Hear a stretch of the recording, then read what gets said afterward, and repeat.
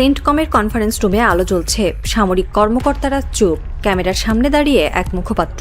তিনি ঘোষণা দিচ্ছেন, ইরানের সব বন্দরে নৌ অবরোধ কার্যকর হচ্ছে। পারস্য সাগর থেকে ওমান সাগর, ইরানের প্রতিটি সমুদ্র বন্দর এখন যুক্তরাষ্ট্রের নৌবহরের ঘেরাটোপে। ঘোষণার মাত্র কয়েক ঘণ্টা পর বাংলাদেশ সময় রাত ৮টা থেকে এই সিদ্ধান্ত কার্যকর হয়েছে। যুক্তরাষ্ট্রের পঞ্চম নৌবহর, ডেস্ট্রয়ার, ক্রুজার, সাবমেরিন, যুদ্ধবিমান সব মিলিয়ে এক বিশাল সামরিক বলয় তৈরি করেছে হরমুজ প্রণালী থেকে আরব সাগর পর্যন্ত। যুক্তরাষ্ট্রের দাবি, এটি হরমুজ বন্ধ করার সিদ্ধান্ত নয়। সৌদি আরব, সংযুক্ত আরব আমিরাত, কুয়েতের জাহাজ চলতে পারবে। সমস্যা হবে শুধু ইরানের বন্দরে প্রবেশ করা বা সেখান থেকে বেরোনো জাহাজের। কোনো জাহাজ, কোনো পণ্য, কোনো পতাকা ইরানের বন্দরে গেলেই বিপদ। খাদ্য হোক, ওষুধ হোক, জ্বালানি হোক, যন্ত্রপাতি হোক, সবকিছুর ওপর নিষেধাজ্ঞা। বিশেষজ্ঞরা বলছেন, দ্বিতীয় বিশ্বযুদ্ধের পর এই ধরনের পূর্ণাঙ্গ নৌ অবরোধ খুব কমই দেখা গেছে। দ্বিতীয় বিশ্বযুদ্ধে জার্মানির বিরুদ্ধে ইউরোপীয় দেশগুলো যখন নৌ অবরোধ করেছিল, তখনই পরবর্তী বড় যুদ্ধের সূচনা হয়েছিল। ট্রাম্পের এই সিদ্ধান্ত যেন ঠিক সেই ইতিহাসের পুনরাবৃত্তি।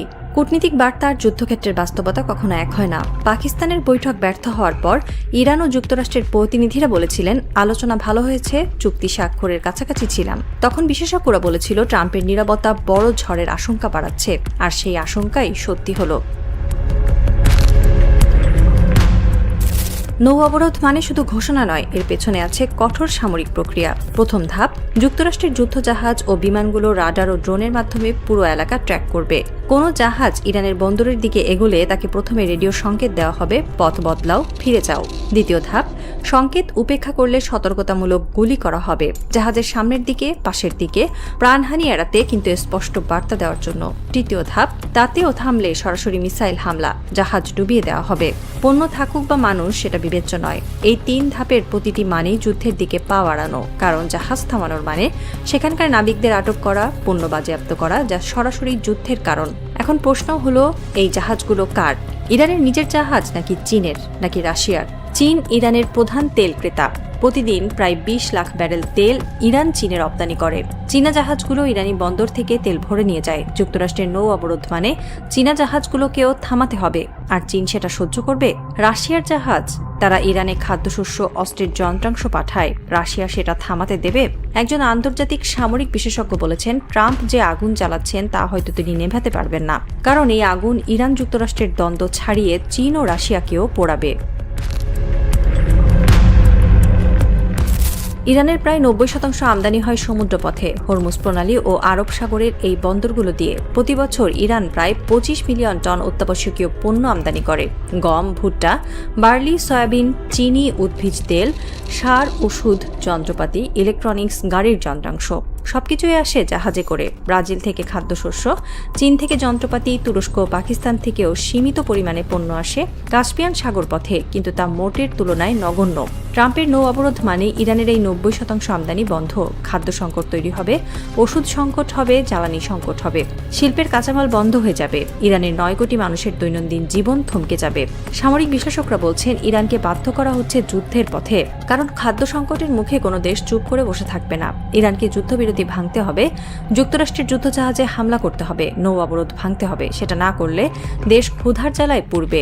একজন ইরানি অর্থনীতিবিদ বলেছেন, ট্রাম্পের এই সিদ্ধান্ত এক ধরনের নীরব হত্যা। তারা বোমা ফেলছে না, কিন্তু আমাদের শিশুদের খাবার কেড়ে নিচ্ছে। এটা যুদ্ধাপরাধ। ইরান ইতিমধ্যে হুঁশিয়ারি দিয়েছে, যে কোনো নৌ অবরোধের চেষ্টার জবাবে তারা পারস্য উপসাগরে যুক্তরাষ্ট্রের জাহাজগুলোকে টার্গেট করবে। ইরানের ভূগর্ভস্থ মিসাইল সিটি থেকে হাজার হাজার ক্ষেপণাস্ত্র ছাড়ার ক্ষমতা আছে।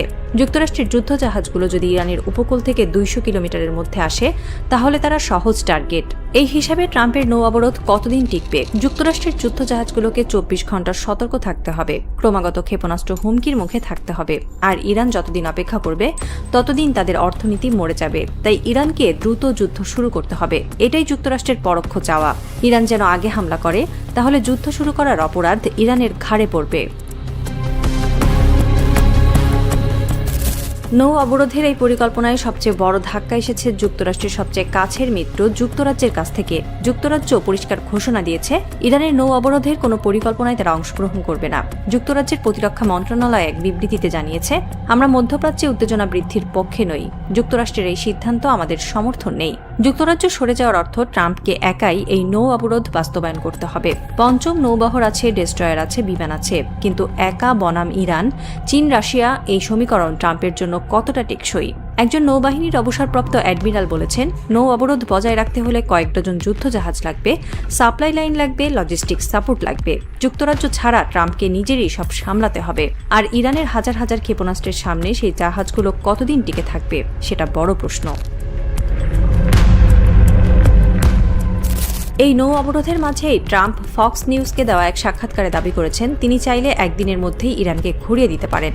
ইরানের তেলের স্থাপনা, বিদ্যুৎ কেন্দ্র, জ্বালানি সেক্টর সবকিছু একদিনেই ধ্বংস করে দিতে পারেন। তিনি বলেছেন, আমার কাছে পরিকল্পনা আছে, অপেক্ষা করছি সঠিক সময়ের। সামরিক বিশ্লেষকরা এই দাবিকে বাস্তবসম্মত মনে করছেন না, কারণ ইরানের ভূগর্ভস্থ মিসাইল সিটি ধ্বংস করতে হলে বহুদিনের হামলা লাগবে। ইরানের নিউক্লিয়ার স্থাপনা ধ্বংস করতে হলে গ্রাউন্ড অপারেশন লাগবে।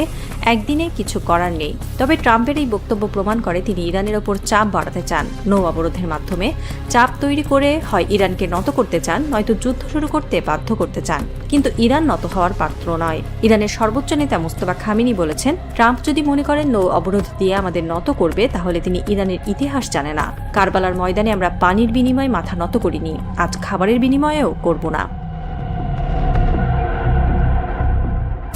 হরমুজ প্রণালীর চারপাশে যুক্তরাষ্ট্রের যুদ্ধজাহাজ, রাডার স্ক্রিন ঘুরছে, ড্রোন উড়ছে, যুদ্ধবিমান টহল দিচ্ছে।